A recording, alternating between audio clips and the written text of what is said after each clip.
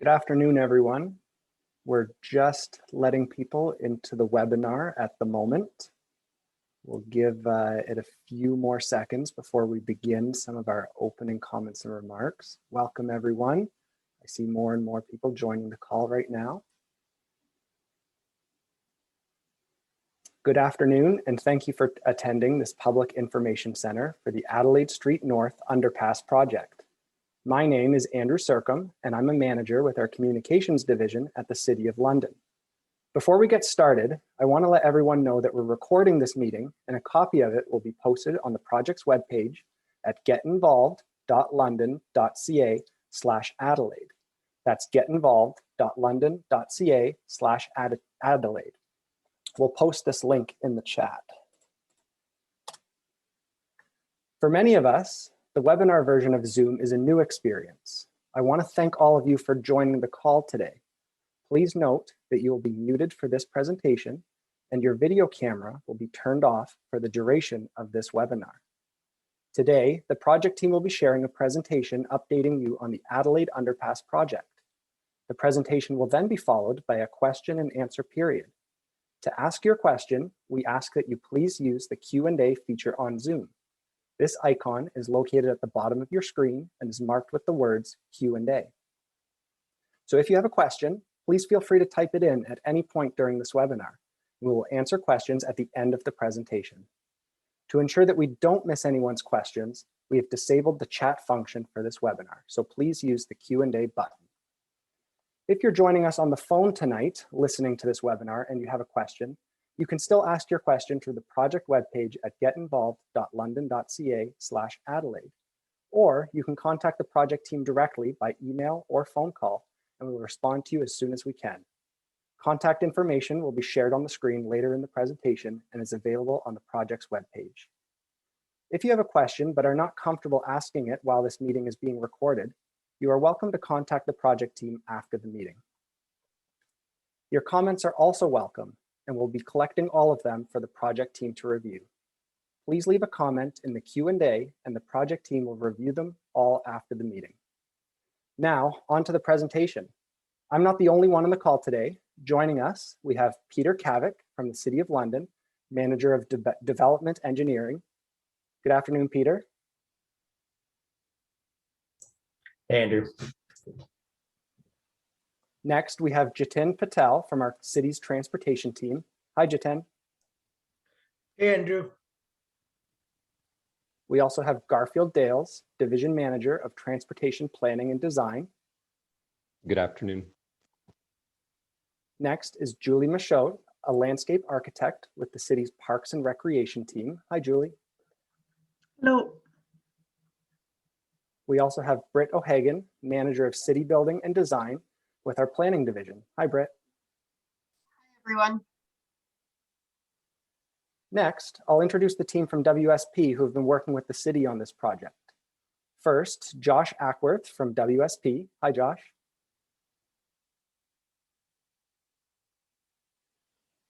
Dominica D'Amico from WSP. Hello, everyone.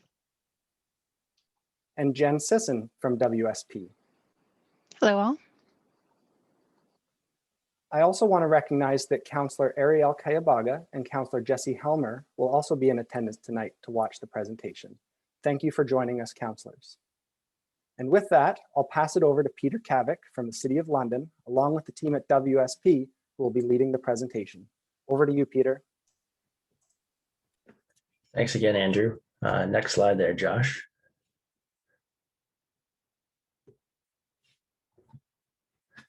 Good evening, everyone, and welcome to the second public update meeting for the Adelaide Underpass project. Thanks again for tuning in, and we look forward to all of your comments. My name, as mentioned, is Peter Kavik, and I'm here with many of my team members as well as WSP team to work through any questions or concerns you may have. Next slide.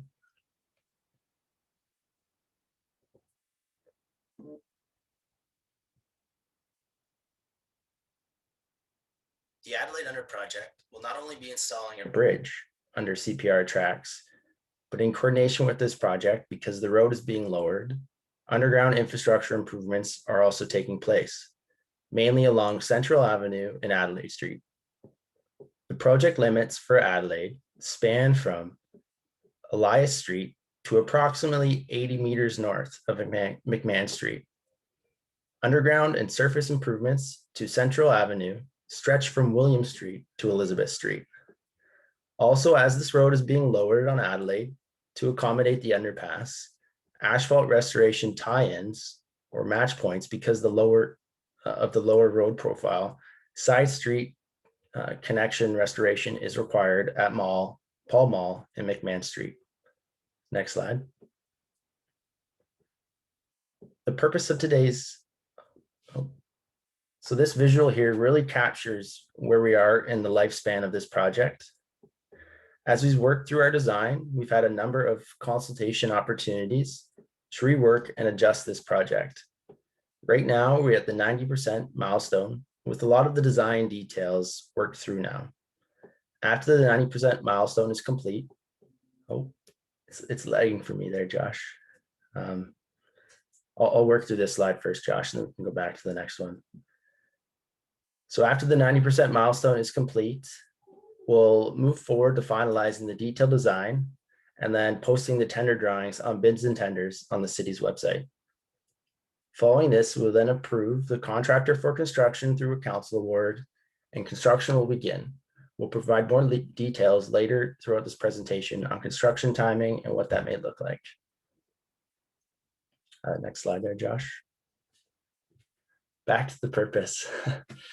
So the purpose of today's meeting is to present the results from the first public information center as it relates to the urban design themes. If residents recall, we had a poll last public information center where we were looking to get feedback on a number of urban design themes. And today we're to present what was the unanimous theme that was selected by the public. We're also planning to update residents on some of those elements we're going to be incorporating into that urban design theme. And further to that, we'll show how the proposed pump station design works within the project and highlight the anticipated construction staging and next steps as we move forward to that construction tender. Next slides there, Josh.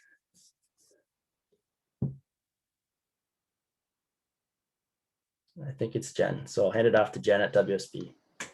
Thanks, Peter.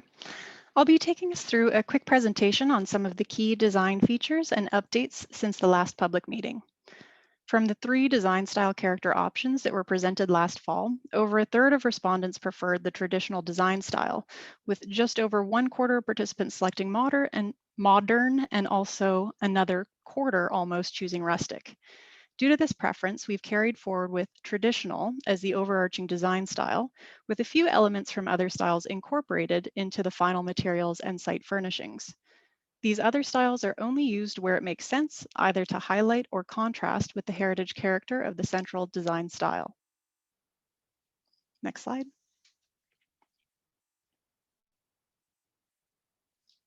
So to respect the preferred design style, we've incorporated heritage-inspired furnishings and materials, such as the Metroscape light post. Railings were custom designed for this project to suit the required heights for the multi-use path and provide a consistent traditional feel, as these are one of the most dominant features you'll notice along the corridor. Furnishings were also selected to fit within the unified traditional theme, with the exception of the Timo bike ring, which is more modern in style and adds mild contrast while still looking cohesive with the other furnishings by keeping them the same black color. These elements were all selected to work together to ensure a clear design language was carried throughout the corridor. Building on this, on the next slide, our planting palette has also been refined to provide seasonal interest and color while incorporating species that tolerate urban and roadside conditions. It was also important for us to select native and drought-tolerant species that would be able to thrive on the stepped retaining walls along the corridor. Next slide. So we've also specifically looked for fall and winter interest in our planting selections, aiming to include native, low-maintenance shrubs, perennials, and ornamental grass species to contribute to year-round interest and an inviting, attractive public realm. The spring, summer, and fall colors, along with plant heights and textures, were considered in creating the planting bed layouts. The overall plan shown here has been refined since the previous public meeting with more detail in terms of layout and materials. One of the key changes you'll notice is that the existing horseshoe pits are being relocated. Shown as number 11 on this plan, they'll be moved to just east of the existing washroom building, and additional tree plantings will accompany these new horseshoe pits, providing shade for the new facilities. I'll go through the corridor in a little more detail in the following enlargement slides. So starting from the south end, number 1 on this plan shows the curved retaining walls and planting beds at the intersection of Adelaide and Central. These short semicircular walls frame this intersection and provide a transition into the grade separation. They're flanked with ornamental trees and raised planting beds with hardy perennials to provide seasonally changing interest.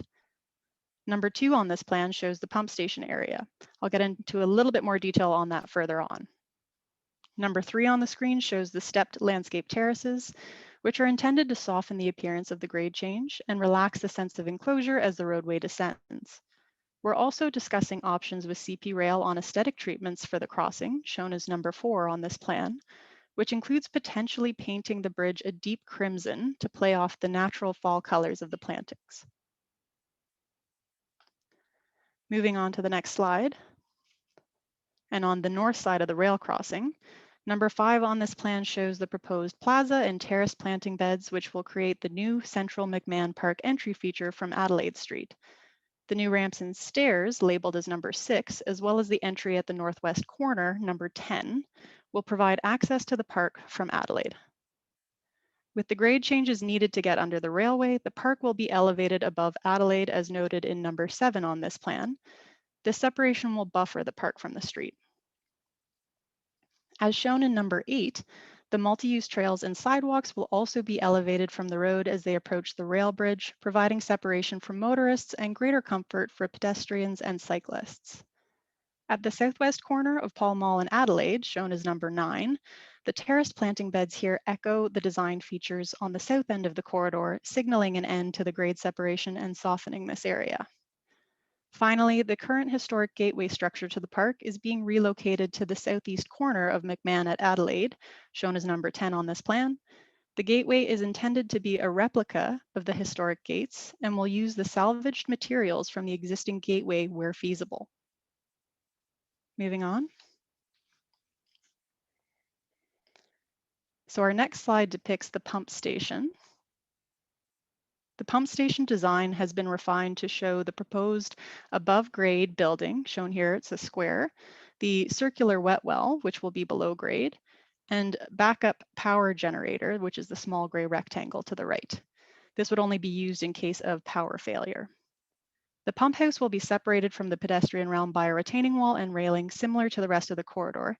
And if we move into the next slide, this takes me into the renderings for our corridor. So as shown in the bird's eye rendering coming up, this is looking west at the pump station. You can see a row of coniferous trees, which has been included to screen the property, and low maintenance plantings will also be incorporated at the building to soften this area. From street level, the building will be partially obstructed by the retaining wall and railing and the grade change in this area. The design for the pump station is still being refined and may be changed as we get closer to the final design. For example, we are exploring options for a few additional trees on the site. Moving south to the corner of Central and Adelaide in our next render.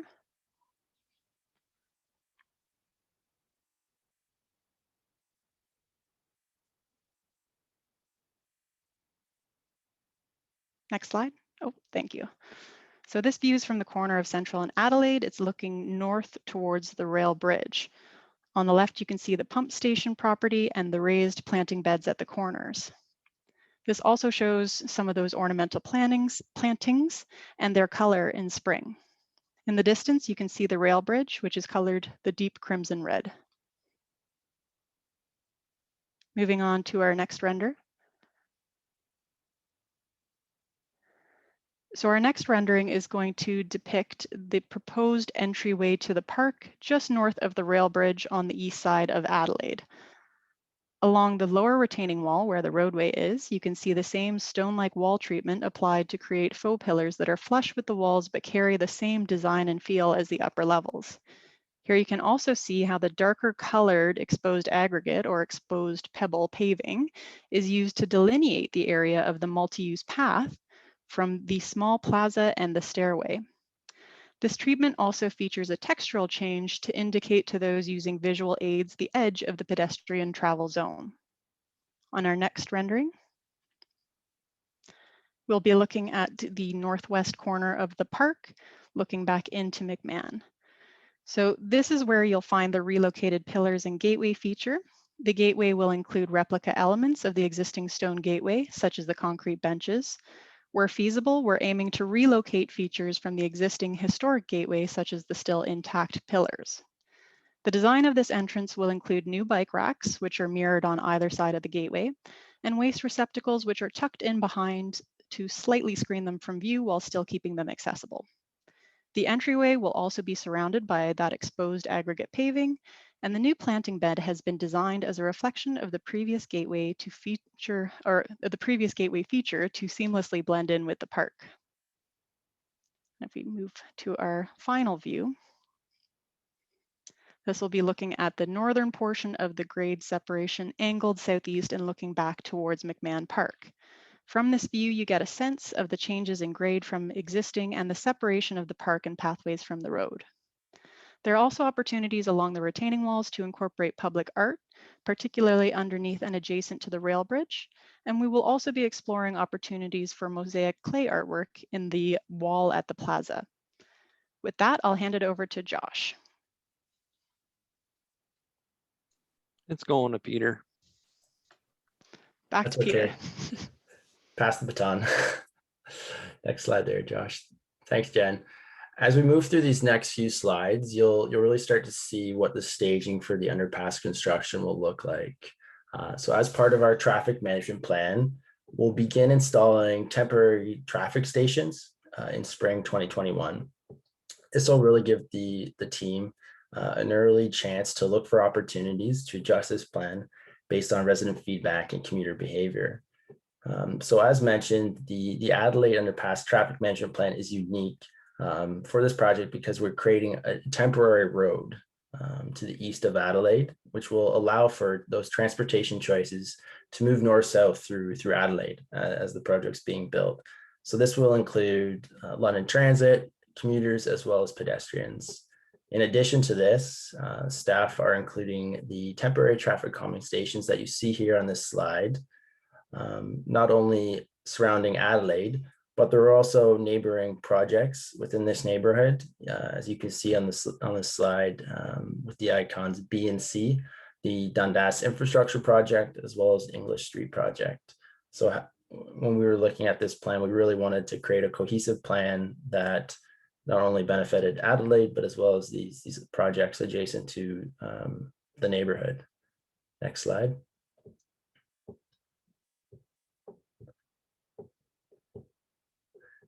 So this slide shows what some of those temporary traffic stations might look like.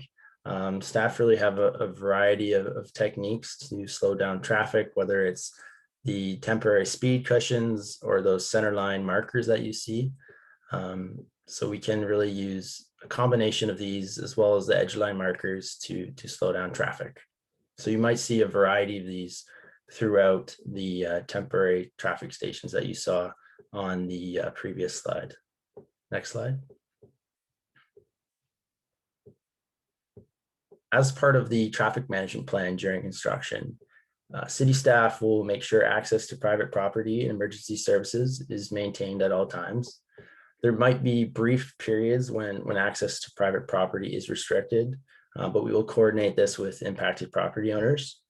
We'll also provide updates for any road closures that may occur due to the underground infrastructure improvements across Adelaide, which we are planning to have the contractor do a majority of these works during off-peak travel times. And also having the advanced signage will be really important to provide commuters with that heads up, as well as clear direction where to move throughout the city during a closure. And with that, I'll pass it over to Josh just to speak to more of the staging for construction. Thanks, Peter, and thanks, Jennifer. So for the proposed construction staging, we're looking for the fall of 2021 to the winter of 2023 to complete the underground infrastructure, the detour road construction, the CP rail bridges, the underpass, and the pump station, with the intersection lowering and connection at both east and west of Central, as well as Pall Mall and McMahon Street. And then in the spring of 2024, we'll complete the minor restoration work and the final pavement markings. So that would be the top coat asphalt. And the rationale for doing final pavement the following year is to allow for any settlement of the larger infrastructure that'll be going in under the road.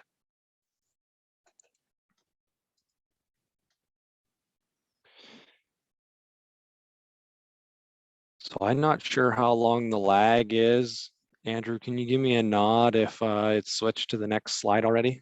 Yep, you're on Perfect. stage one. So, yep. So stage one is the storm sewer, sanitary sewer, and water service. And this is just WSP's proposed construction methodology, and the contractor might have better or different ideas on how to stage construction in a more efficient manner.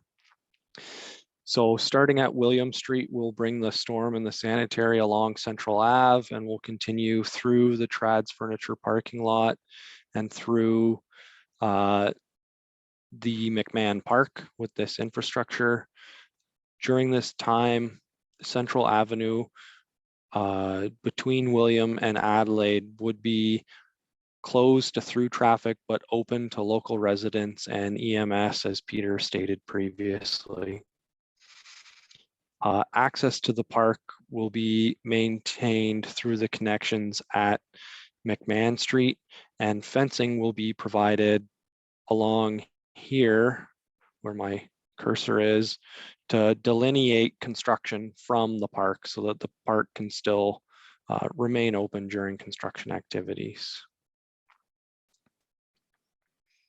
So in stage two, we build the detour road on top of the infrastructure that we just placed through Trad's Furniture and through McMahon Park. So we'll have 2 lanes of traffic, 1 in each direction. So at the railway, there's some switch points for the rail yard that create a pinch point that we need to fit the detour road in between, which reduces the cross section to a 2-lane cross section, 1 lane in each direction with a sidewalk for pedestrian movements. And then as we move north through that crossing and pinch point, it'll become a 3-lane cross sections with 2 lanes northbound and 1 lane southbound. And then south of the intersection, it'll be 2 lanes southbound and 1 lane northbound. And the rationale for this is so that when the crosswalk at McMahon is triggered or the lights at Central are triggered, that vehicle queues don't back up onto the rail crossing, potentially into a vulnerable position.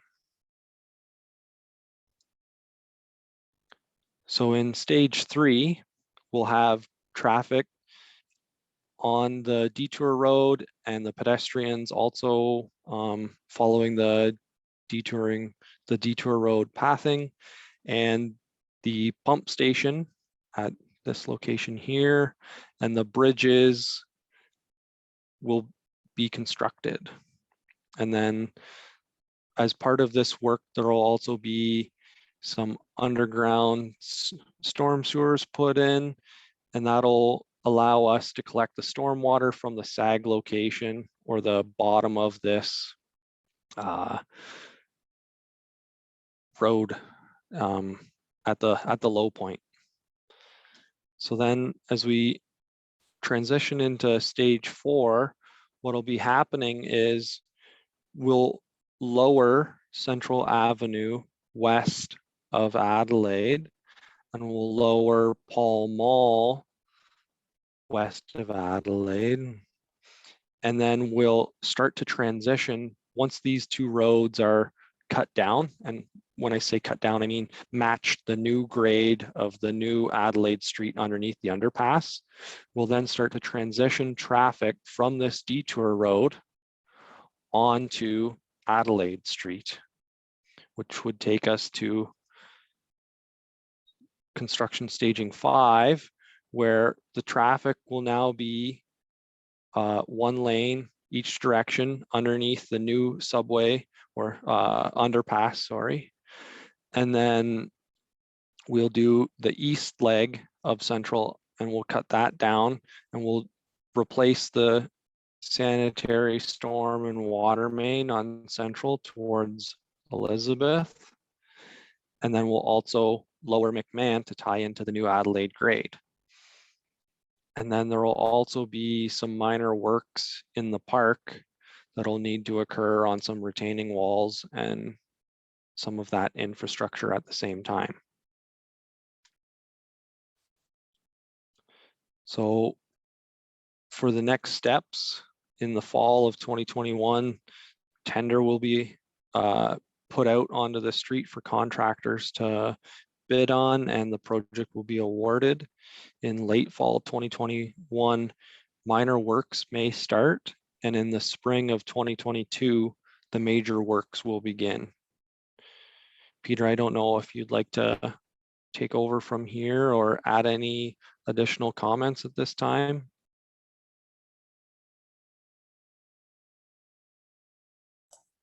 Sorry, Josh. No, I think that's good. The next slide is just saying thank you to all the residents who were able to attend.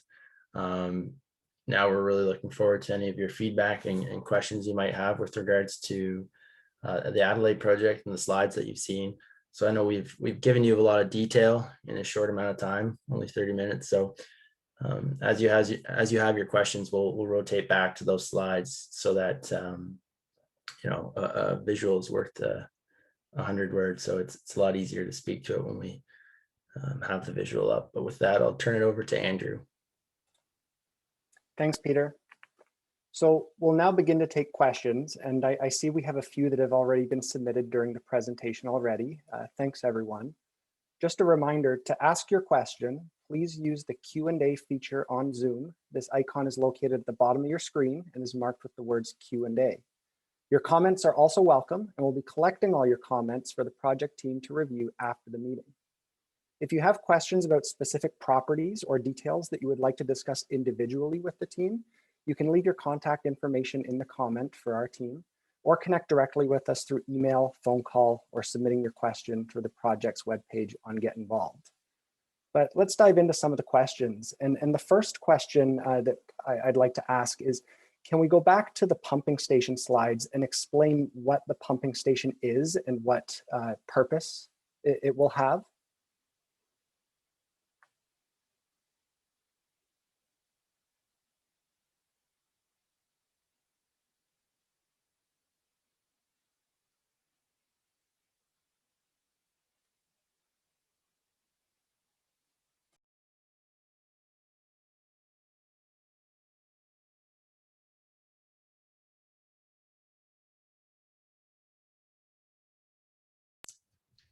You're just on mute there, Josh.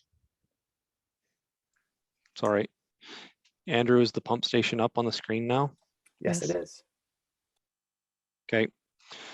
So the pump station is needed for the stormwater because we do not have a gravity outlet sewer. So any of the other underpasses in London, be it Wellington or Richmond, they have deep enough infrastructure around them that they can outlet the stormwater to the Thames River directly. Where with this location, we don't have a water body or existing infrastructure that exists to get that stormwater to where it needs to go ultimately. So the intent of the pumping station is that there'll be catch basins in the bottom of the underpass that will collect all of the rainwater and that water will go into a pipe underneath the road and then into what's referred to as a wet well, which was this circular area here. And there will be pumps in this, and so the water will pump from this wet well through the pumping station into a storage tank that you won't be able to see, and then outlet into the new storm sewers that are being built along Central into the William Street sewers that exist So Josh, currently. there was a bit of a So lag. there is a trunk sewer. Sorry, sorry. Josh, there was a bit of a lag there. So Yep. can you maybe just start again with the catch basins collecting into the wet well? Yep. Thanks. So the catch basins will be underneath the structure, and then the water will be collected into a storm sewer, and then it'll flow into this wet well, which is located here.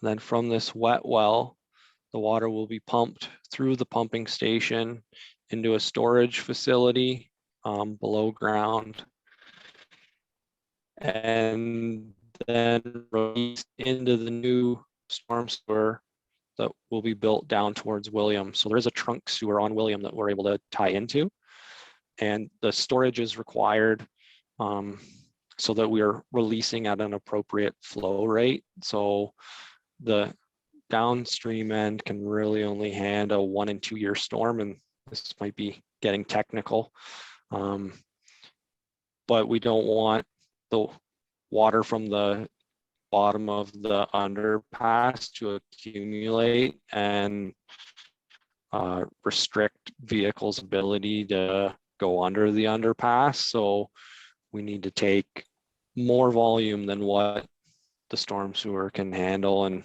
store it until an appropriate time to release it. Thank you, Josh. Just a follow-up question to that. Will there be a smell to the pumping station, and will there be noise from the pumping station? So there will not be any smell because it's just for the rainwater. So it's not expected to take any sanitary flows at all, which would cause the smell. And then from a noise perspective, it'll only run when there's a rain event going on. So if it's dry, then it's not going to be running at all, except for maybe when there's testing. And then to that end, the building that you'll see at surface level is the electrical housing, and any of the mechanical pumps and valving are anywhere from 4 to 15 meters below ground. So I don't think you're going to hear it, but that's just my opinion.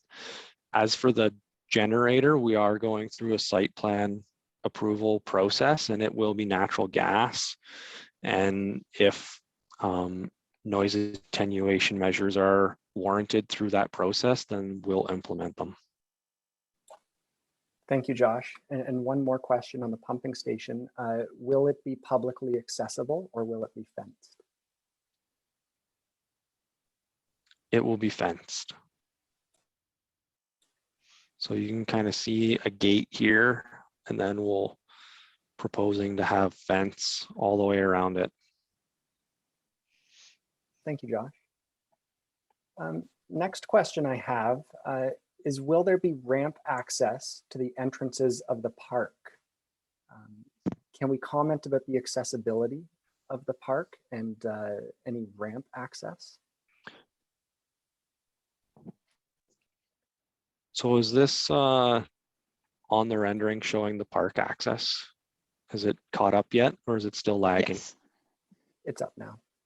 Okay. So while this is a bird's eye view, it doesn't necessarily give a full, like an indication that this is actually a ramp. This is not flat. So this will ramp up into McMahon Park. And at the intersection, it will be at grade or level with the park. So there will be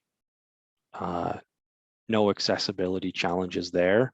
So the reason for having the stairs and the ramp is so that we can provide accessibility for all the users. Thanks, Josh. Next question I have is, can we please explain the relocation of the horseshoe pits and how many horseshoe pits will remain after construction?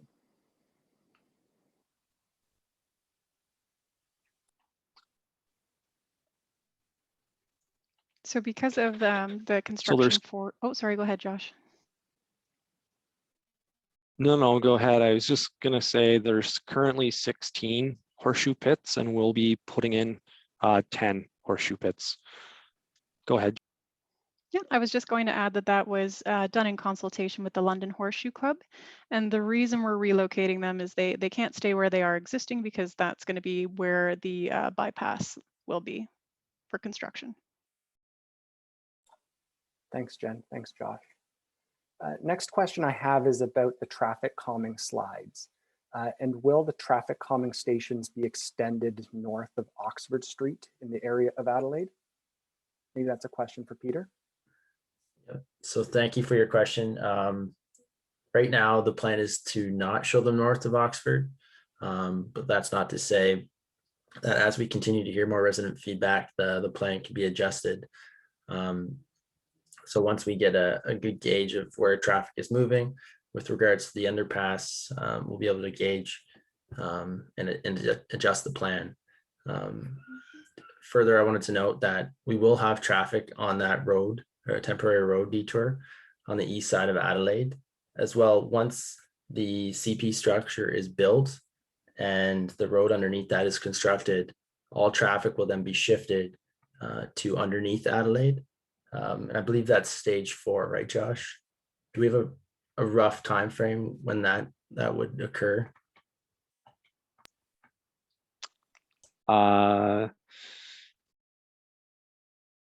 Like fall 2023? Yeah, thereabouts.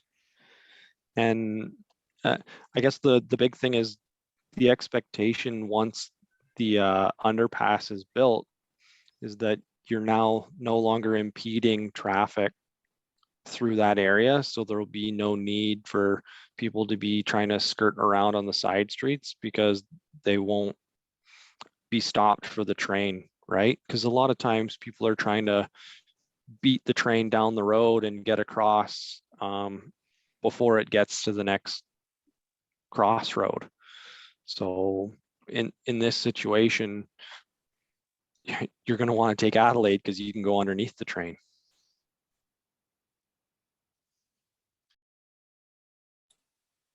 Thanks, Josh. Thanks, Peter. Next question that's been submitted is about the staging, and perhaps we can go back to the staging slides. But this resident is curious about when Adelaide is open, how long will Adelaide be reduced to 1-lane traffic?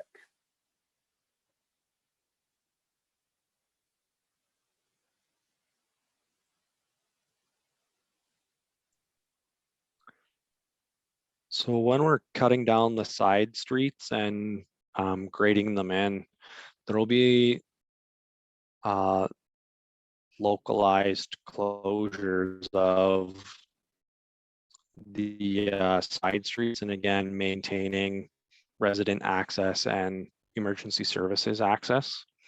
So the transition from Detour Road to under Adelaide is likely 2 months. And again, these are high level dates and subject to the constructor to change or find efficiencies. And then you'll probably be down to 2 lanes for an additional 2 to 3 months while the retaining walls are constructed for the park.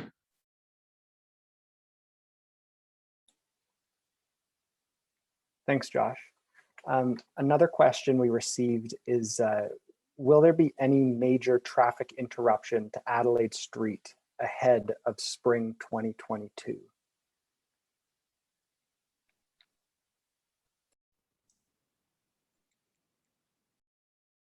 Peter, do you want that one or do you want me to answer that one? I was just gonna say, the only thing that comes to mind right now in terms of advanced work would be some additional utility relocations, specifically Rogers, where they may impact the curb lane.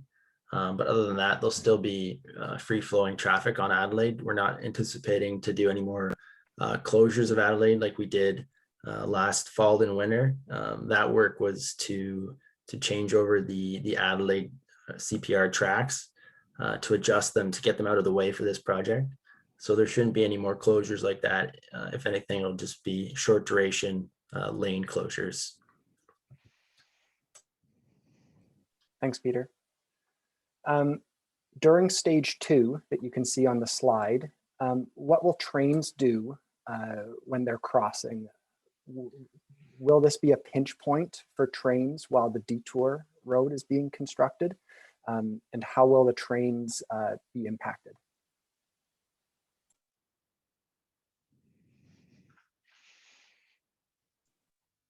So part of the work that was done last fall, as Peter talked about, was enabling work that CP Rail did to allow them to utilize one track and us to complete construction while one track is essentially closed, whether it's the north main line or the feeder track into the rail yard.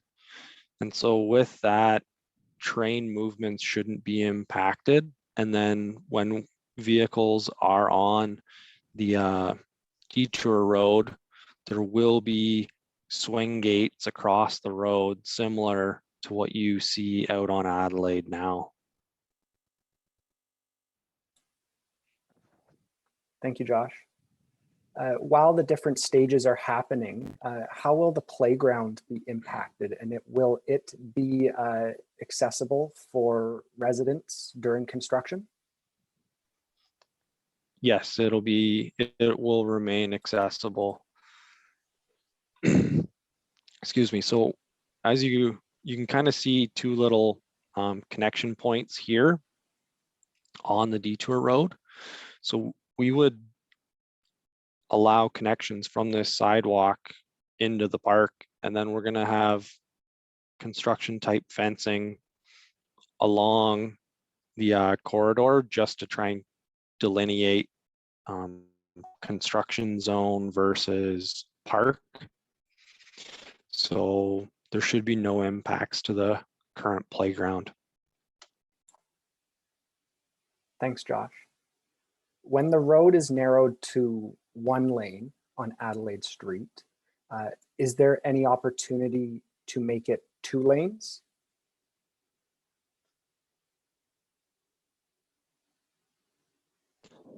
No, because when you're restricted to the 2 lanes, you're lowering and completing the lanes underneath the under the structure. So if we look at stage 5 here, where you let me know with a nod, Andrew, when that's up. Good. So in stage 5 here, your 2 lanes. And while underneath the bridge is completed, you still need to lower part of Adelaide and McMahon Street, as well as Central and part of Adelaide through here. And so you're not going to open it up to 4 lanes under the structure just to pinch back down at these locations. So it's best to just keep it as 2 lanes through the project corridor and then open it all up at once. Thanks, Josh. The next question I have is, will there be traffic lights in this area after construction? So Central will be a fully signalized intersection. And then the current crosswalk at Paul Mall Street is just going to be shifted slightly north to McMahon Street to be in line with the gates.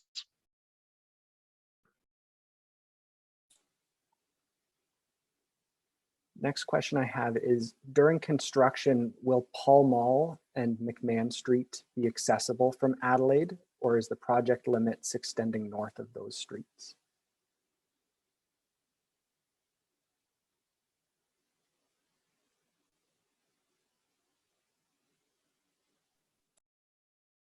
There might be some turning restrictions that aren't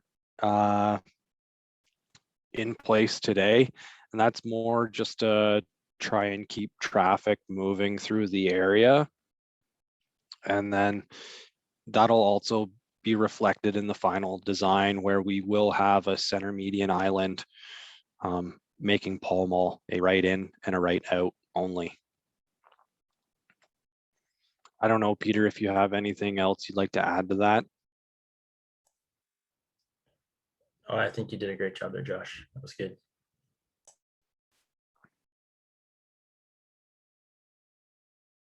Andrew, you're on mute, sorry. Thank you, thank you. Next question we had is, can we speak about the building that Trad's Furniture was in, and what the current status of that building is, and what will happen in that area in the future? It's that entire property is owned by CP Rail, and so we have seen some remediation plans for this parking area, and they have not told us what they intend to do with that building post construction.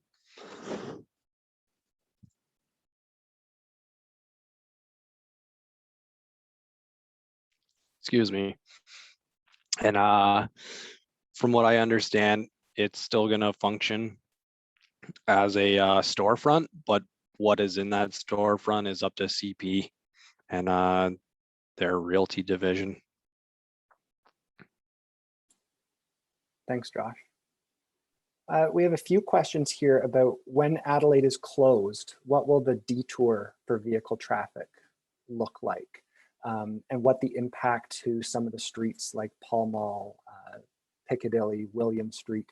Can we speak a little bit about what the detour might be for traffic when Adelaide is closed at the tracks?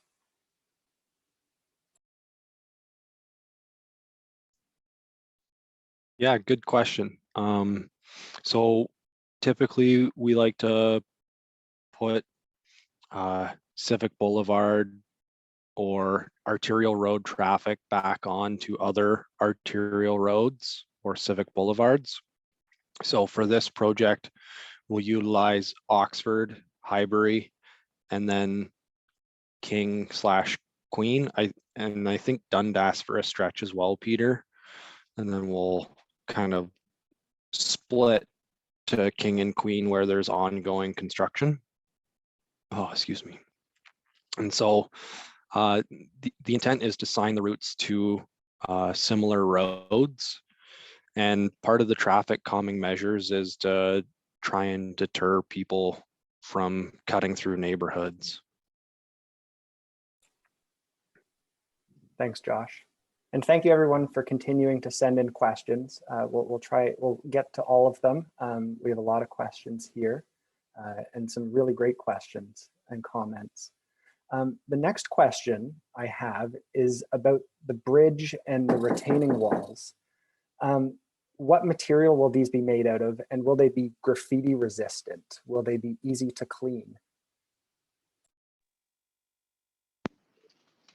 That's a great question. So as we've shown here, the retaining walls and the abutments under the bridge are going to be a concrete, and we're still refining the details for the pillars on what they're going to be finished with. And there also is going to be opportunities to incorporate public art, which one of the reasons for doing that is to hopefully also discourage any kind of graffiti on that. But we'll also take a look at graffiti resistant finishes that we can apply and whether that's compatible with what we proposed. And if it is, we'll definitely try to include that. Just to add to that, the bridge structure is a steel structure. So it's called a through plate girder, and then it'll have a steel decking, and then it'll be have the ballast and the train tracks on top of it. Thanks, Josh. Thanks, Jen. The next question I have is about cycling in the area. What are future plans to connect bike lanes in the area of Adelaide Street? And can we speak about how cyclists will be able to navigate this area during construction and after construction? Yeah, I don't mind taking this one. That's a great question. So as part of Adelaide Underpass project, we're looking to create a multi-use path along Adelaide Street from Central to the destination McMahon Park. And then we're also looking to add bike lanes along Central, and there'll be future projects that will extend those bike lanes all the way to Thames Street. As part of a cycling master plan update, we'll look to, through that process where the bike lanes could then extend further along Adelaide. But right now, just based on the current cycling master plan, there's no future plans to extend north on Adelaide, but that's not to say it won't happen. Us, allowing this opportunity now for a wider structure so that the bike lanes or multi-use path can get included along Adelaide creates that future desired connection. Should that cycling master plan show that those additional connections are needed. Thanks, Peter. While we have this slide up with the pumping station, the next question I have, it relates to a few comments we've received about severity of storms. Will the pumping station be designed and will it operate with climate change in mind to prepare and anticipate for future severe weather? That's a great question. So I pulled this slide up just to show the green paint for the cyclists in the intersection of Central and Adelaide. As for the pump station, the storm sewers underneath the road will be able to handle the 1 in 100 year storm. And then in the 1 to 250 year storm, there will be up to 300 millimeters of ponding, so 1 foot of ponding to allow, and that's a acceptable level because it still allows emergency service vehicles to travel through the underpass. And so again, that's where the pump station is going to handle, say, 760 liters a second of water potentially. So from a climate change and a resiliency perspective, I think we're in good shape. Thanks, Josh. The next question I have is also related to the pumping station. Will there be trees or vegetation planted around the pumping station to differentiate the pumping station from the residential homes in that area? If you can kind of see it in this image, along the west side of the pump station, there's actually an existing fence there and existing mature trees beyond that fence. So we have an existing canopy that's going to be that buffer already. So there isn't really a need to add additional trees in that area.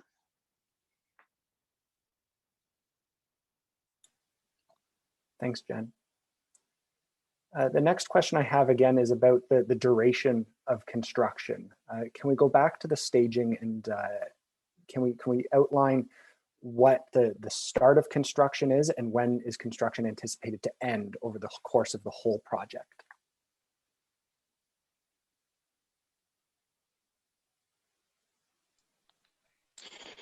So you would have already seen a lot of enabling works taking place out on Adelaide Street with utility companies out moving their infrastructure, as well as some building demolitions occurring. So with respect to the construction of the pump station and the actual railway structure itself, you're looking at 2 full construction seasons from spring of 2022 until the fall winter of 2023, with minor restoration work the following year. And that minor restoration work is, say a sidewalk panel is cracked, or some sod needs to be replaced, or things that are under warranty of the project will get complete. So that's really only 3 to 4 weeks of work in 2024. So for me, substantial completion is the winter of 2023.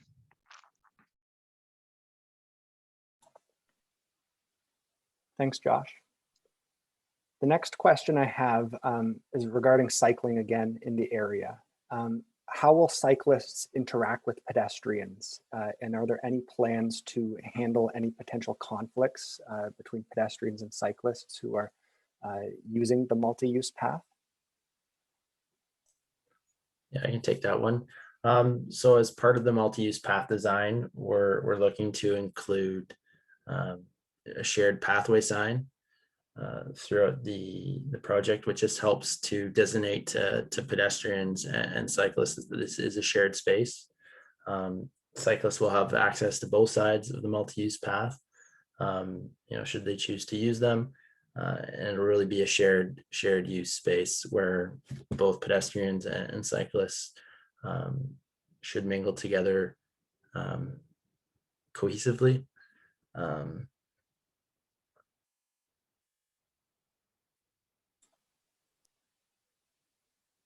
Thanks, Peter.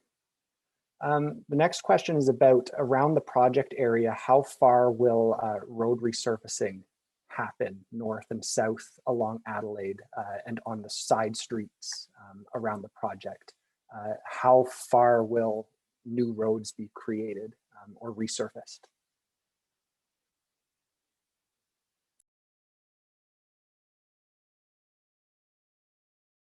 You just unmute. Sorry, That's a good Josh. question, and kind of back to one of Peter's first slides at the start when he was talking about the construction limits, and that's really, our paving limits as well. So we're intending to resurface or have new pavement from William Street to Elizabeth on Central Avenue, and from Elias Street to 80 meters north of McMahon Street on Adelaide.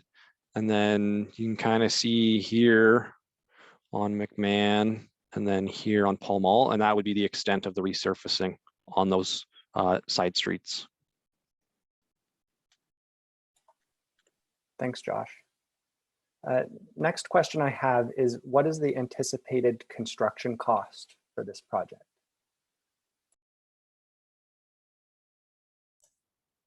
I believe that number is in our development charges background study.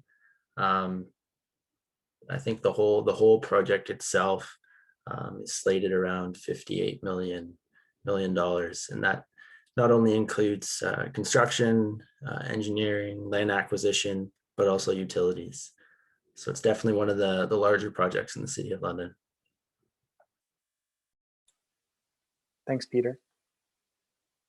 The next question I have regards the building where Frank and Gus was in. Can we speak about what the future plans are for that building in that area and what will be happening around where that business was?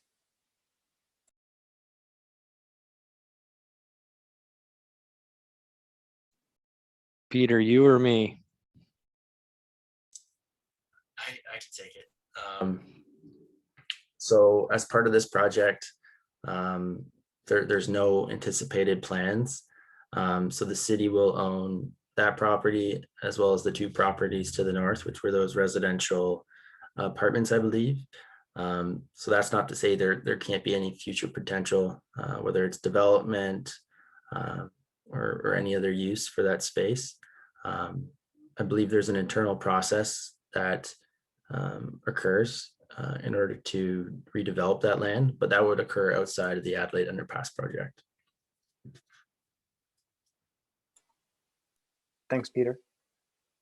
The next question I have is in regards to commercial building access along Central Street, east of Adelaide.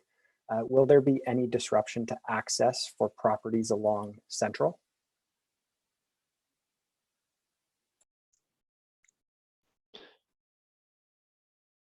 There will be minor disruptions, but the intent is always to try and maintain access to buildings as much as possible. So for instance, when you're looking at like, say, a driveway construction, what we would typically do is we would, if we can complete a driveway in a day, then we would. But if, say, it's at the, a very large driveway, then you would do half so that you maintain access and then allow them to utilize the existing driveway that you haven't disturbed. And then you would shift them over to the newly completed and you would finish the second half of the driveway so that they always had access. So there's things like that that you can do during construction. And again, just to reiterate what Peter said at the start, we're looking to maintain access to residents and businesses and also maintain access for emergency services as well. Thanks, Josh. The next question I have is about bike lanes in the area. And maybe this is for Peter, but can we speak about bike lanes on Central, and will we be seeing any bike lanes along Central in the future? Yes, you will be seeing bike lanes in the future. So as part of, I believe, a recent application the city had with the province or federal government, we received some stimulus funding for additional bike lanes. And one of those routes is along Central. So the improvements that we're making as part of this project for Central will then connect to this future cycling project on Central that essentially is planned to stretch from the Thames River all the way eventually to Quebec Street. So it'll be another great connection in the city for cycling. Thanks, Peter. This question is about the underpass. What is the height of the underpass?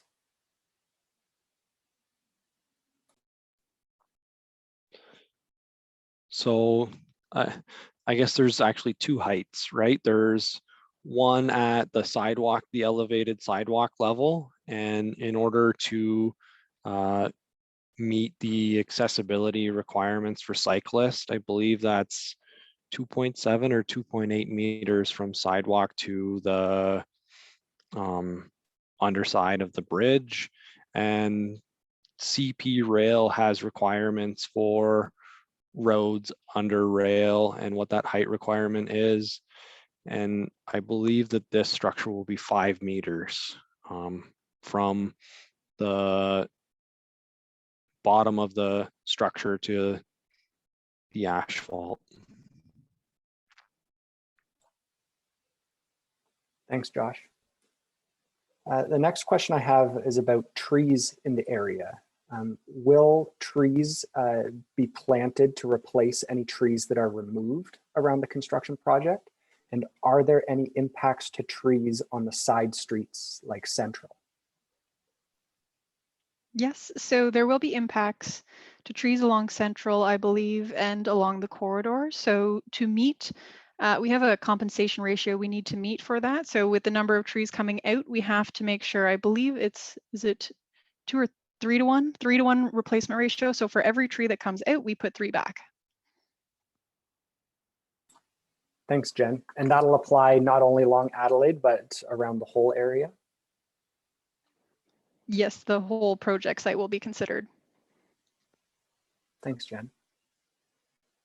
The next question I have is the final project going to have no overhead lines in the area? Will this infrastructure be moved underground?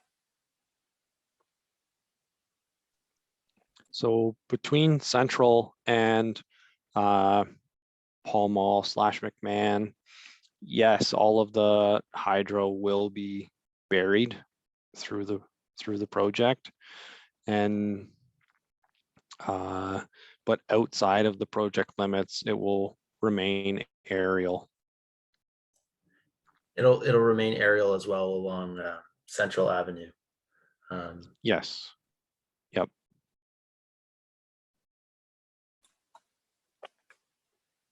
Thanks, Josh. This question is about the property southwest of the tracks. Will there be any buildings removed in the area on Adelaide just southwest of the tracks?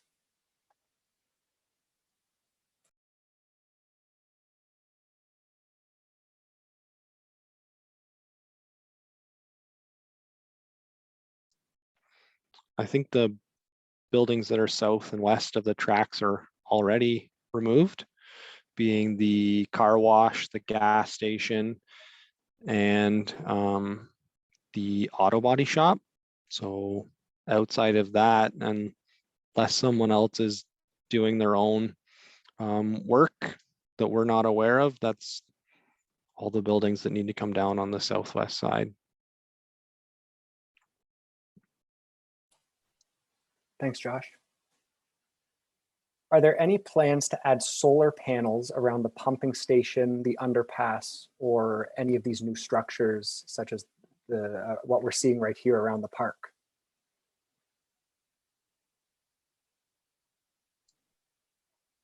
That's a great question. And I think Peter or Garfield can step in, but this is something that would be done outside of this project. And maybe if the city was given a grant or there was a provincial or federal incentive. Yeah, that's right, Josh. Right now, there's currently no plans to have it as solar powered, but that's not to say we couldn't add solar power to it in the future, as well as a number of other like climate change initiatives for the project, whether it be those EV electric vehicle charging station. Those are always things we can add after as well.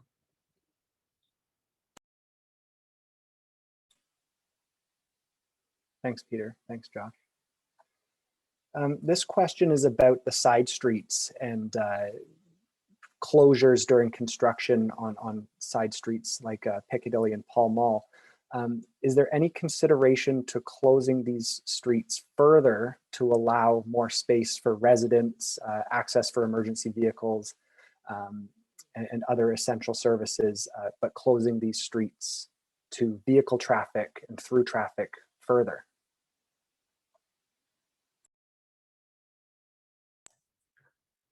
We haven't looked at closing them like directly, like to minimize vehicle access, but allow emergency services access.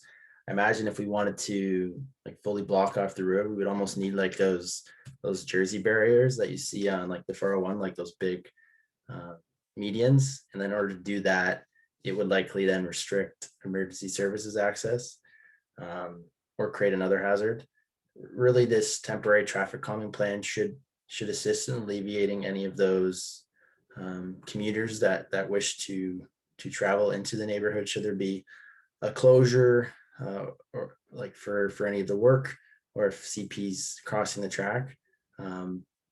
As you saw from the map, the stations are quite there's a lot of them, so it'll really force drivers elsewhere when it's likely going to take them a long time to go through all these temporary traffic calming stations when they could just take the detour route. Thanks, Peter. This question is also about traffic calming. Are there opportunities to add further traffic calming in the area, such as additional four-way stops?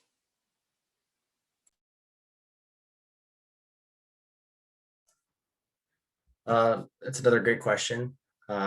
So four-way stops, as well as really any intersection control in the City of London, is really guided through the Ontario Traffic Manual, Book 5. And the manual is a guideline for us, and it's available online. And it really speaks to the volumes that are required in order to meet an all-way stop. And it's called a warrant, but really that type of control. So really the best way to gauge that would be after construction, to see if traffic patterns have adjusted once the underpass is built. You'll likely get a lot less cut through traffic once there's not that train blockage occurring anymore. And we wouldn't look at installing an all-way stop if it was unwarranted. So I really encourage you just to look at that Ontario Traffic Manual Book 5. And if you have a specific intersection, we can always look at that in more detail. Thanks, Peter. This question is about sound in the area, particularly around train noise. Are sound barriers part of the design? And what do we anticipate sound will be like after the underpass is complete?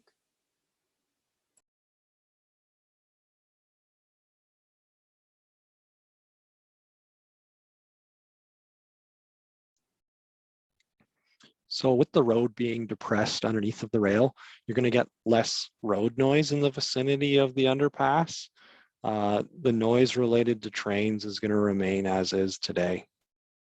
And there's in the scope of this project, there's no noise walls. Thanks, Josh.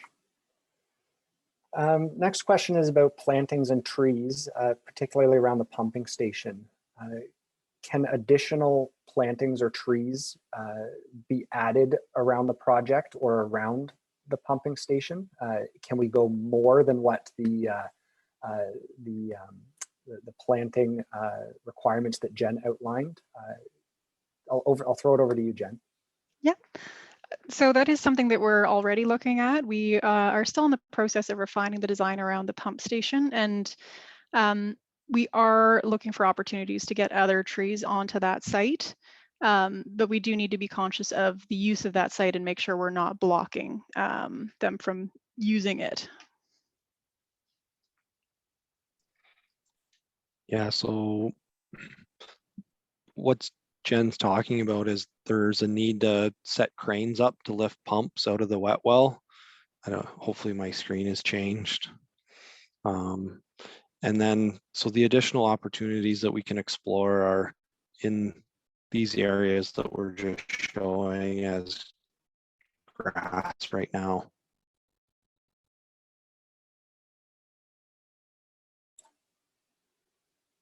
Thanks, Josh. The next question I have is again about the staging and the timing of when these impacts are having. Could we go back to the slides that had the timeline of the different stages and again outline what the beginning of construction looks like and when it will be and what the different stages are very briefly? This question in particular was about what's this, how do the side streets like Central fit into the different stage plans?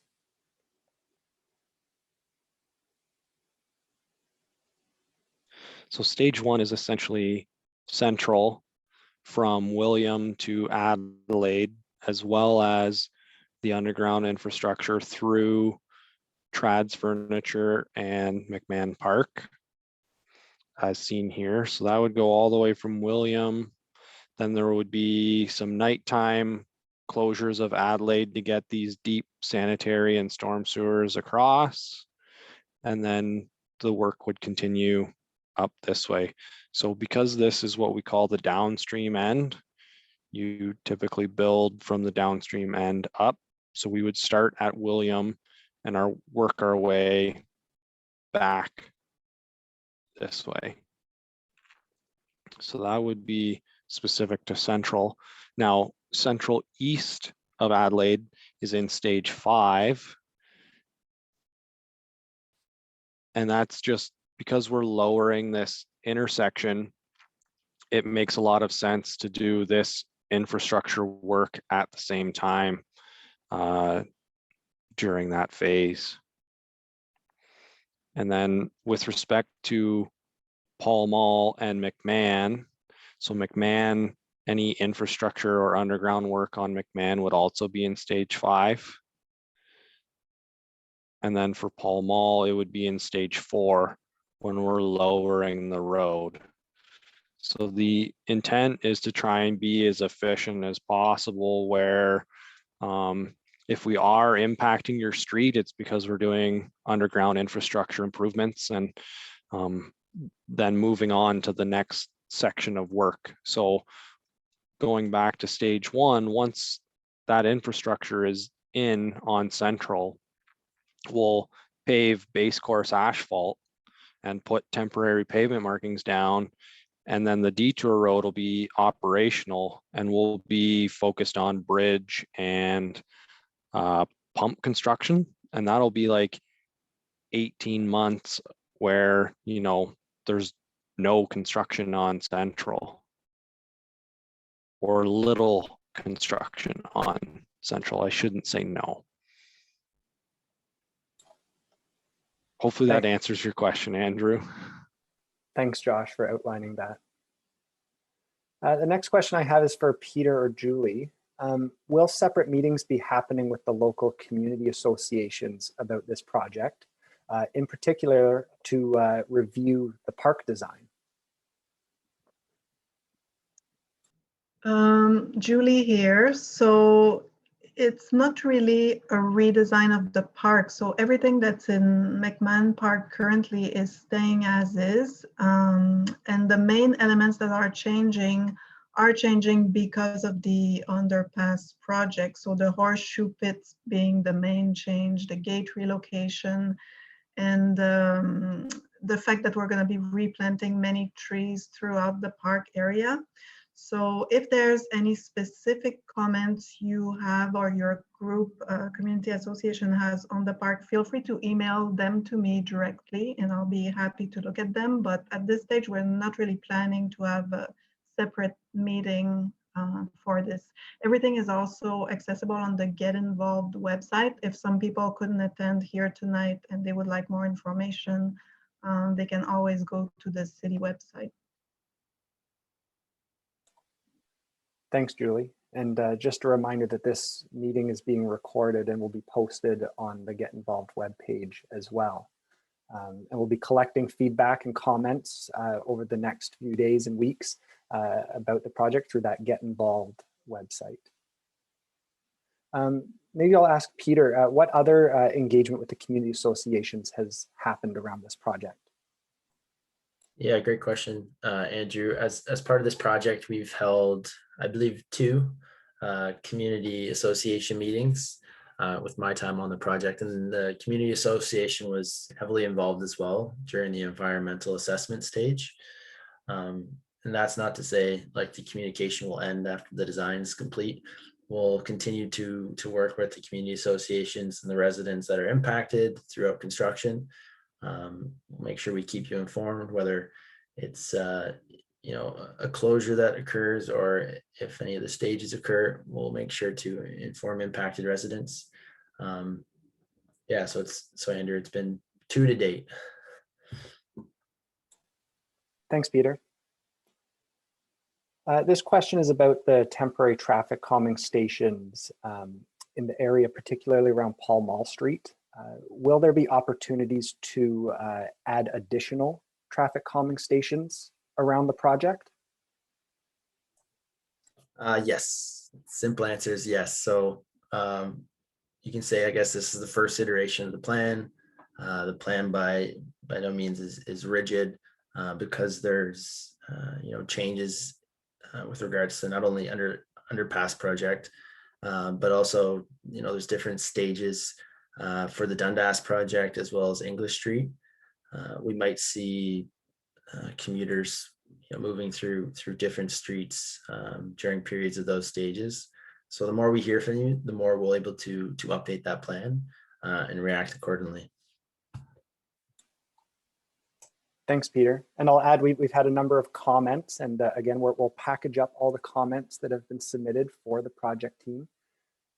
We're winding down on our submitted questions. If you have any additional questions or would like to see go back to one of the slides, please enter that into the Q&A right now. We're happy to answer any questions. And again, if you have any comments that you'd like to share, please submit those through the Q&A or through the Get Involved webpage as well.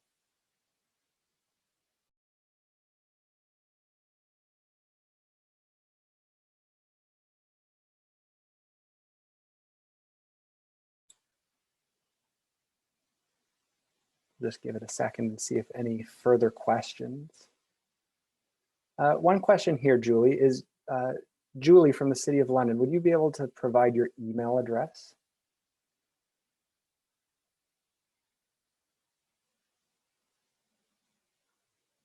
I believe Julie's going to message that resident. Yeah, with that I information. just answered, I just typed it in, but it's jmichaud, M-I-C-H-A-U-D at london.ca.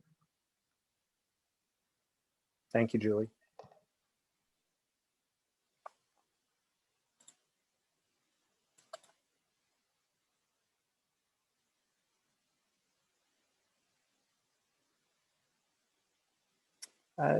Next question I have is, will traffic flow exiting McMahon and Piccadilly still be north and southbound after construction?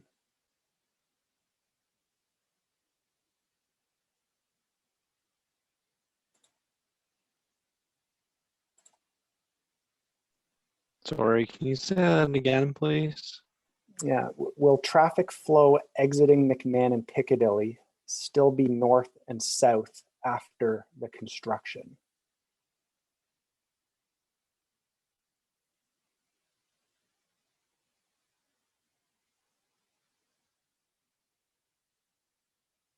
I can answer that one, Josh. Looks like you're lagging a bit, but I don't think so. We're not impacting Piccadilly at all, being that it's outside of our project limits.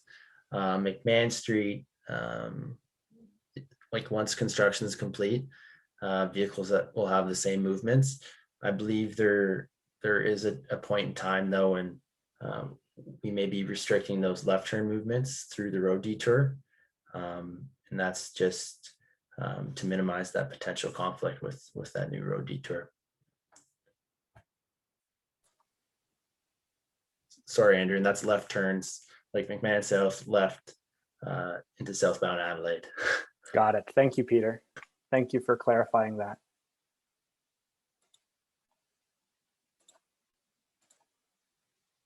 So we're still going to be on the call this evening if anyone has any further questions, but I want to thank everyone for joining us tonight. I'm not seeing any further questions at the moment. A few comments that we'll continue to collect for the project team, but our presentation is complete.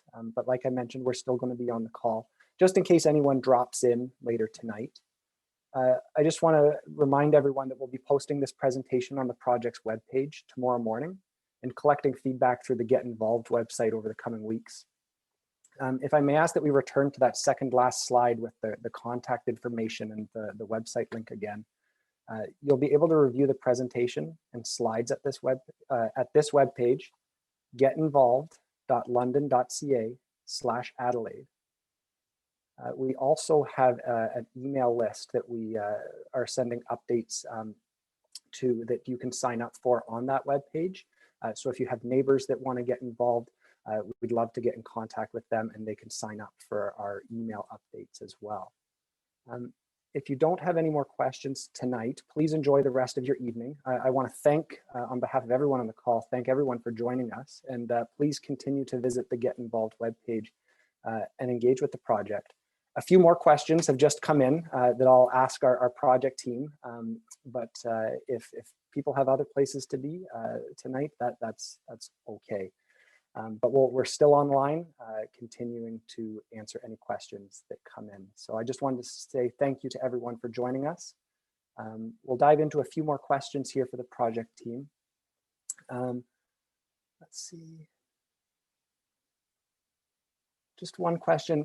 Can we go over again any cycling impacts during construction and how the multi-use pathway will benefit cyclists after construction?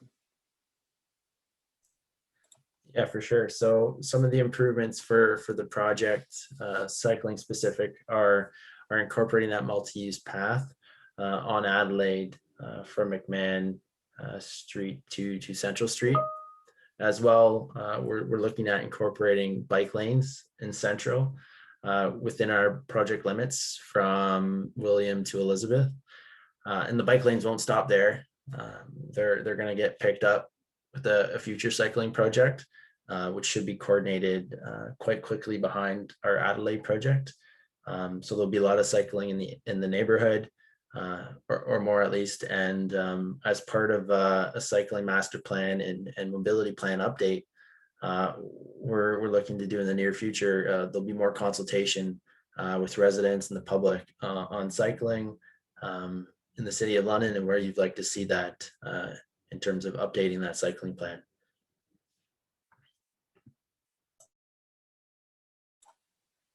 Thanks, Peter.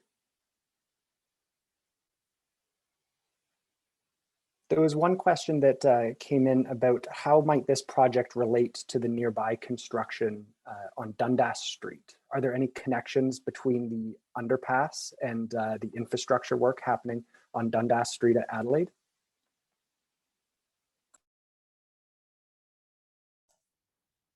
Sorry, Andrew, do you mind repeating that for me? Yeah, is there any connection between this project, the Adelaide Underpass, and the current construction happening at Dundas Street at Adelaide?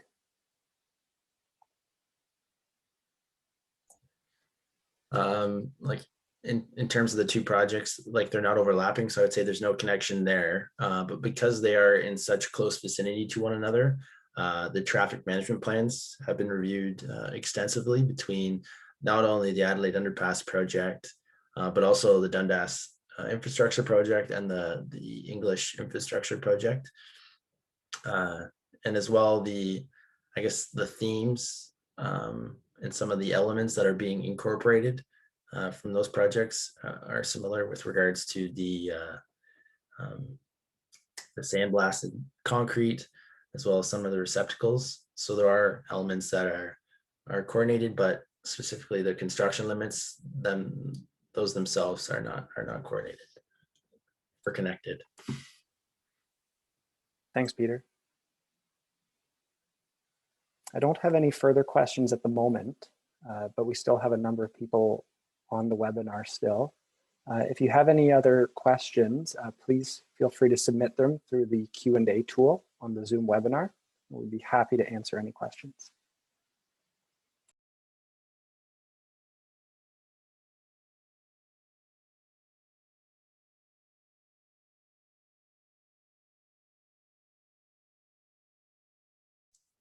Hey, Josh, did you want to go to that train lookout area or sitting plaza area? I know that was a question we had from residents during the first PIC. Maybe we can just show what that looks like again. No, we haven't got a question on it, but.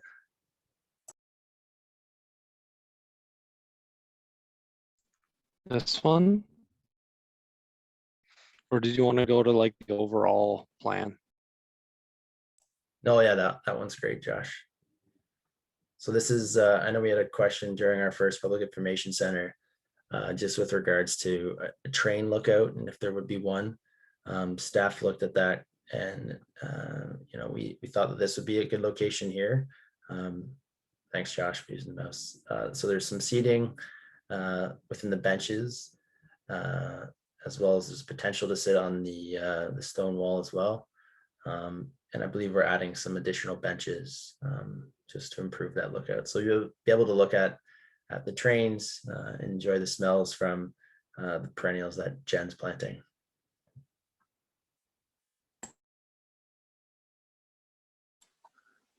Thanks, Peter.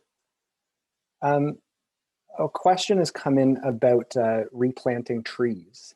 We spoke about this earlier in the presentation, but perhaps we can revisit where trees will be removed. What is the plan to replant trees in that area? So as we touched on a little bit earlier, where a tree's been removed, we are committed to a 3-to-1 replacement ratio. That means for every one tree we remove project-wide, we're putting back 3 trees.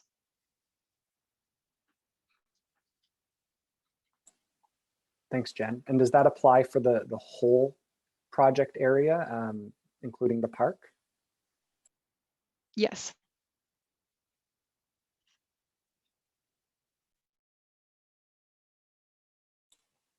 Thanks, Jen. The next question that's come in is about sewers in the area. Are sewers being upgraded as part of this construction, particularly on Central, is what their question is in regards to. Yes. So when I say upgrading infrastructure. What I mean by infrastructure is storm sewers, sanitary sewers, and water main, which I consider city infrastructure. And then all of the third-party utilities that you see, like Bell, Rogers, Gas, they've all already been relocated or will be relocated by the time the city gets there.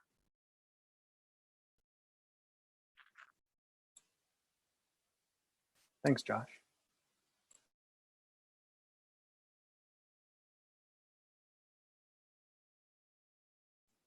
So Andrew, one thing that I saw in the comments and just wanted to highlight is after PIC 1, we did massage the curves on Central to alleviate some of the challenges with parking along Central. And then as part of our design following PIC 1, we also added parking laybys on Central east of Adelaide. And then we left green space areas between these parking laybys to also allow for tree plantings. So, or to maintain existing trees. So I know that was something that we also spoke about at length, Peter, so maybe worth mentioning. Yeah, definitely, Josh. That's a good improvement to note. So there were significant changes.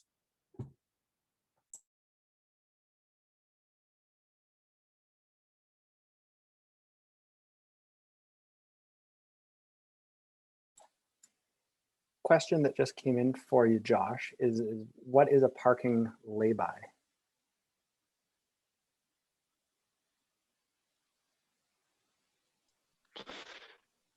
So in new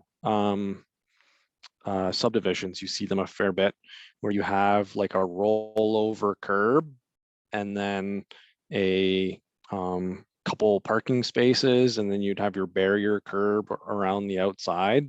So it would look similar to that, where you would go over the rollover curb and into the parking area and then park there.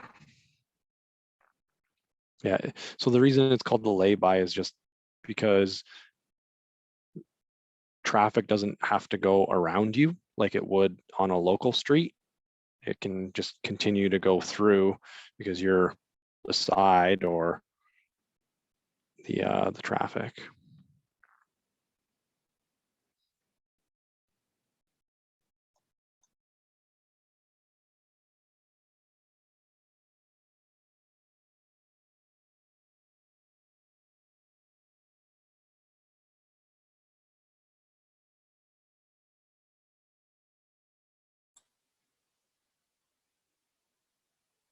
Thanks to everyone who's still on the call this evening.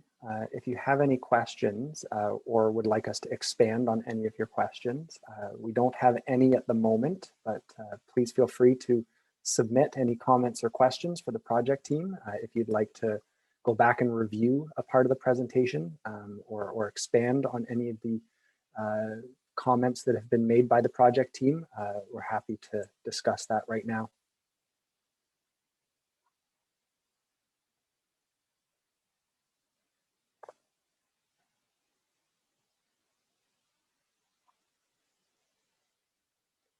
One question that's come in just now is about the area on the north side of the CP tracks just east of Adelaide. What has the disruption been in that area and why is there digging happening in that area? That's the area on the north side of the CP tracks east of Adelaide. Yeah, that's a good question. I'm just gonna pull up I think we have a rendering on that side. Maybe I'll just use this one. Let me know when that's come up, Andrew.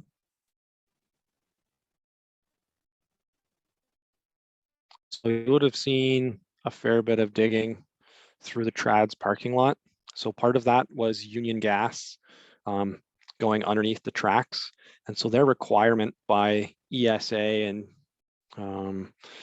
their regulatory authorities require them to be very deep underneath railway tracks. And so when you have to put infrastructure or utilities deep, that requires bigger holes. So then you end up digging up a lot more.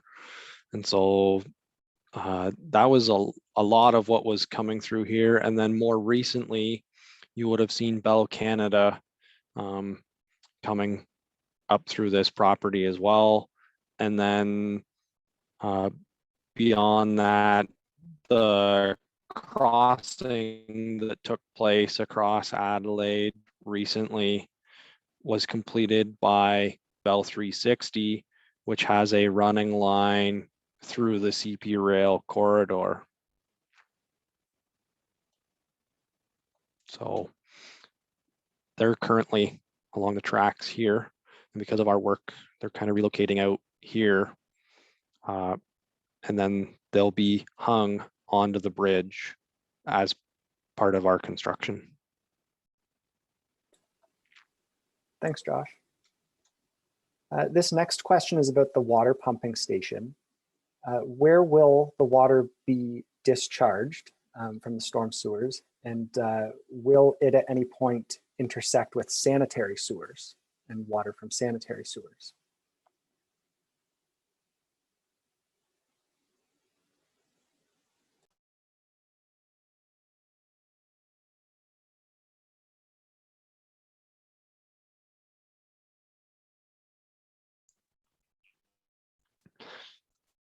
So the water from the pumping station will flow through an oil grit separator to get rid of the oil and the grit, and then into this storm manhole here where my pointer is, and then down and into the William Street trunk sewer. To my knowledge, it will not be intercepted with sanitary sewers.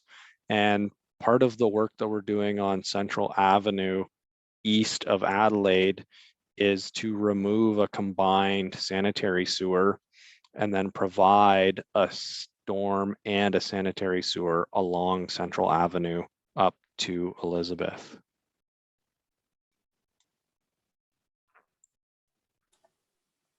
Thanks, Josh.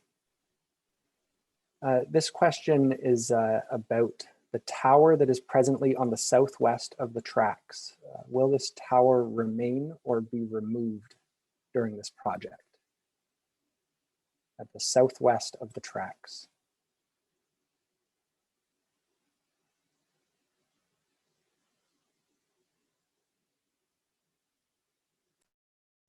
So that's a high mast lighting tower, and it is located kind of where my pointer is now. Andrew, can you just nod that you can see? Yep, perfect. So CP has done some internal electrical work, and as part of our program, we'll be relocating this high mast tower to this area here. And then that'll light up into the yard. Now it won't look exactly as it does today. It'll be more like a highway lighting, and then there'll be shields to direct the light in the appropriate locations and stop any light from going where it's not supposed to.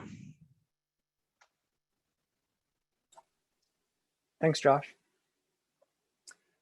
This next question is about access and parking on Central east of Adelaide. Can we review any impacts to access in this area, and how will parking be impacted during the different stages of construction? Will properties still be, will people still be able to access properties on Central?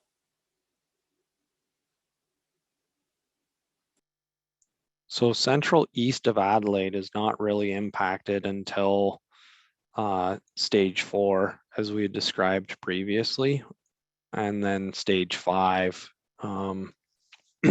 is when a lot of the underground infrastructure will be improved. And at that time, access to residents and EMS access will be maintained. And as for parking, again, it will be a construction site, so there will likely be limited parking during that time.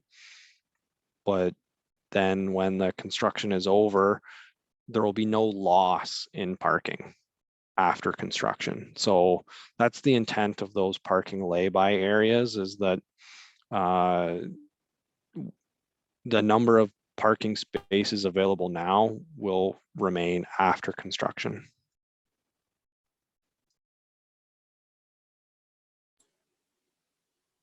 Thanks, Josh.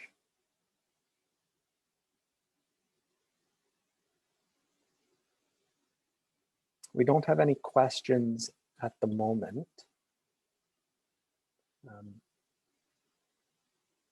We had spoken when we were talking about Central just now about the different staging.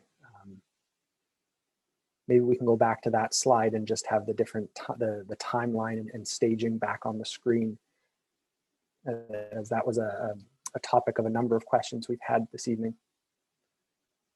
But we still have a number of people on the call, and if there's anything that we can discuss or explain further, we're happy to bring up any slides that you might want to see or expand on any of the parts of this project.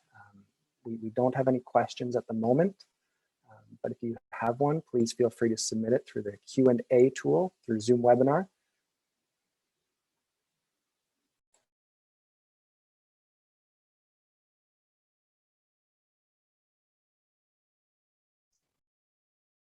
So Andrew, just to talk to your point there. So we do the construction on Adelaide west of, or on Central west of Adelaide. Then we come through Trads and through the park. Then we build the detour road on top. So there will be minor impacts to Central East to connect the intersection to the Adelaide Road detour. Then you've got 18 months of building a pump station and a rail bridge. And then we start to lower Central West and Pall Mall first. And then once we've flipped traffic onto the new Adelaide under the underpass, that's when you'll see the greatest impact to Central East. And that's where, you know, 2 to 3 months at the, you know, summer 2023 to fall, winter of 2023, in that range.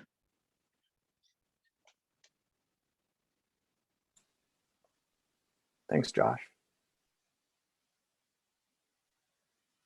I see over the last few minutes, we've had a few more attendees join the webinar, and welcome to anybody who's attended the webinar later this evening.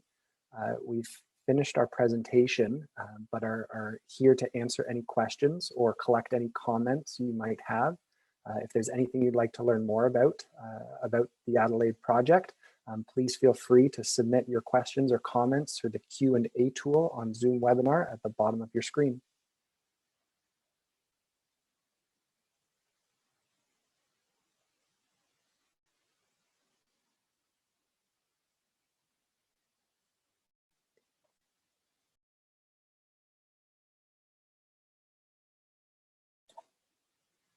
One question back to you, Josh, again about the work that's happening on Central.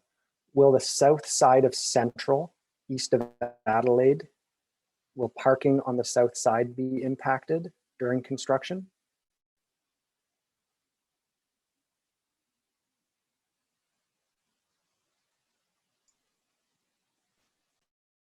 I think the short answer is yes.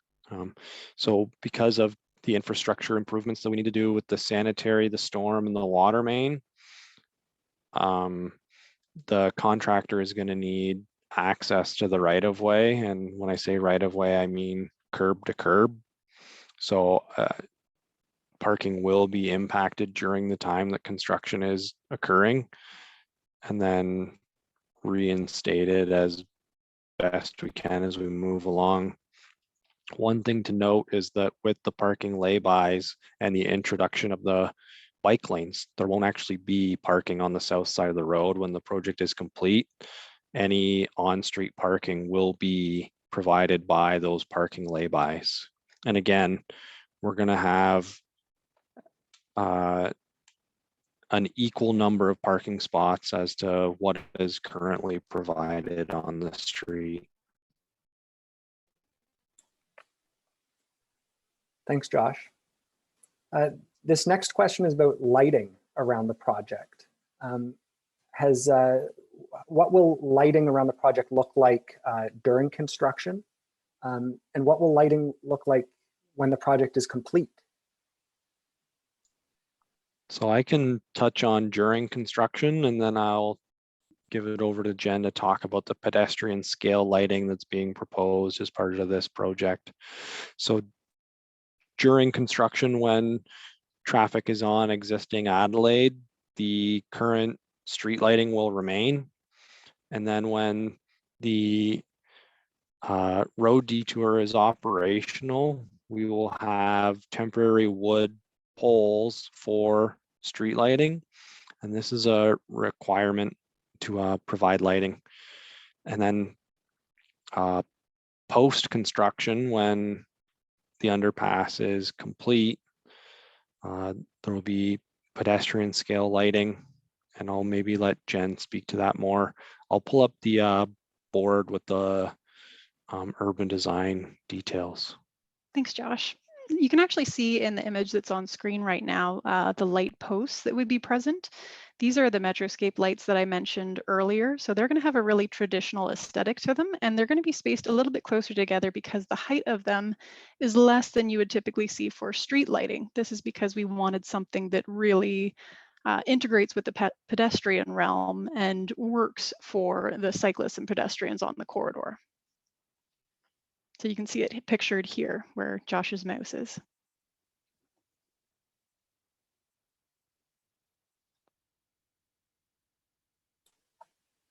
Thanks, Jen. And just for anyone who's joined us later this evening, I'm hoping Peter can speak a little bit about the traffic calming stations. Are there opportunities to expand on the traffic calming stations that were presented this evening? And is there an opportunity to add four-way stops in the area with potential heavier traffic? Yeah, thanks, Andrew, for the opportunity. So the plan is definitely not rigid. As we continue to hear from residents and as our stages change throughout not only Adelaide Underpass construction, but also the stages in those nearby projects. You can see B and C on the map, the Dundas infrastructure and English infrastructure projects. The temporary traffic stations can most definitely change, and that's just to adapt to commuter behavior. With respect to all-way stops or changing intersection controls, the best guide to look at is the Ontario Traffic Manual, Book 5. So this is a provincial guideline that the city references when looking at installing any intersection control, and specifically for all-way stops, it'll speak to traffic volumes on the main and minor street. So definitely encourage you to either reach out to myself or have a look at that Ontario Traffic Manual Book 5. It's free on the internet. So if you just Google OTM Book 5, you're likely to see it, and it'll provide additional information, or you can reach out to myself as well.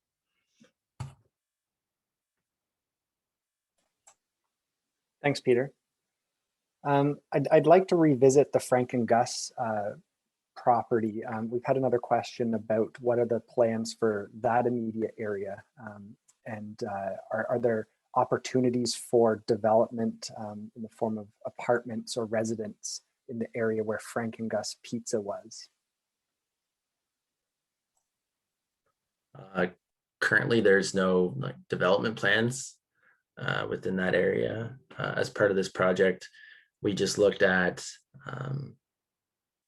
essentially any properties that we needed to acquire or demolish in order to make this project happen. And unfortunately, that along with a number of other properties were ones where buildings needed to get demolished.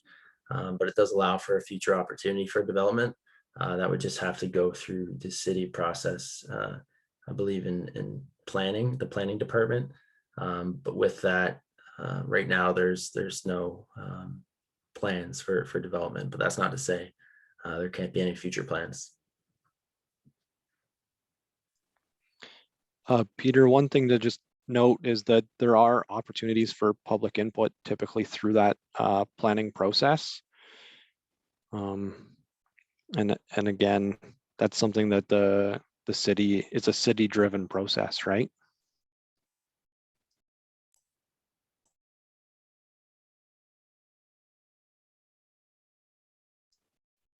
Maybe Britt has a comment on that.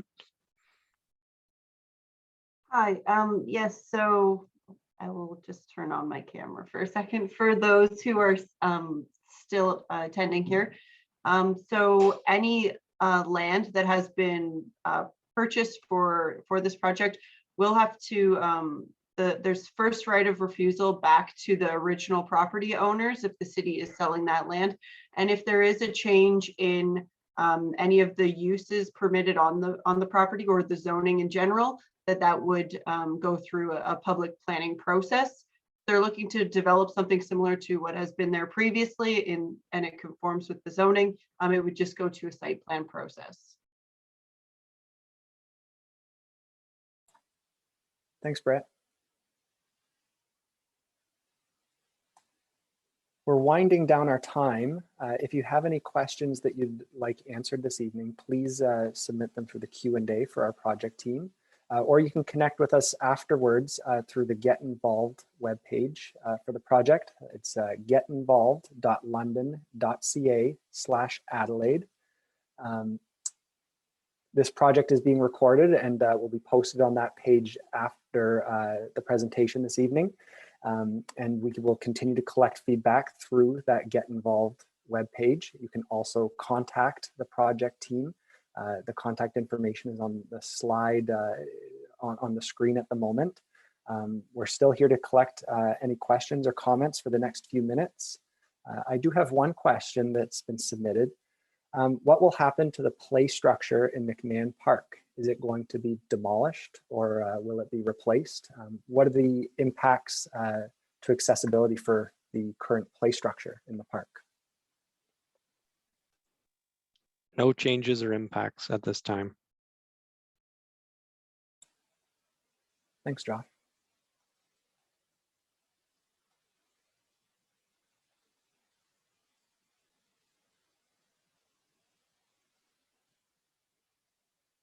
The next question that's come in is about the road reconstruction. What type of improvements are going to be made in the road to help with the road aesthetically, to remove potholes or cracks or anything like that? After construction, what will the road look like? I can take that one, Josh. So as part of this project, our construction team does monitor the haul route, which is just a fancy way of saying where does the contractor take all his material that weighs a lot and can disrupt the roads. So they look at those haul routes just to see if they've essentially depreciated in value, like if there's now potholes that are outside of the project area, that's just something the contractor would have to fix. And as well, I know it's been mentioned that there's a small gap between the Adelaide Underpass project and the Dundas infrastructure project in terms of the surface asphalt not being replaced within that section. That's not to say It won't be replaced in the near future. It'll just be replaced through the annual road rehab program. And that's only because currently the Adelaide project is funded through a different funding source. So if we were able to add on that scope, it would have to get funded through the road rehab program. And currently that program is being used just in other areas where there's, I guess, higher needs. So it's definitely not to say that it won't get fixed in the near future, just to tidy up the whole area.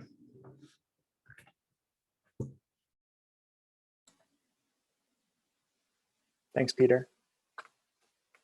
As we're winding down, again, I just want to remind everyone to continue to engage with the project through the project team or through the project webpage on Get Involved. This presentation will be posted as soon as we can tomorrow morning to that webpage, and we'll continue to collect comments and questions. I want to thank Councillors Ariel Kayabaga and Councillor Jesse Helmer for joining the presentation this evening as an attendee and watching along with the residents of this area. And with that, I'll turn it over to perhaps Peter for any final words as we wrap up tonight's presentation and PIC. Great, Andrew. I'd just like to say thanks to everyone who tuned in tonight and was able to give us comments and any questions. You had a lot of good comments and questions that just allowed staff to really think and check in with this project to make sure that this is the best design going forward. And the communication doesn't end here. By all means, reach out to myself, Josh, or anyone on the project team to submit further feedback, or go to our Get Involved page where you'll see not only the this presentation, but we'll likely put some renderings, like individual renderings that you can see, and other design drawings potentially, so you can further see your impacts. Because I know that's one thing that's unfortunate during these kind of webinars, you can't see those direct impacts in front of your home. But if you have any of those specific questions, you can always reach out to us. Other than that, yeah, thank you for tuning in. It was a good public meeting, and look forward to hearing from you.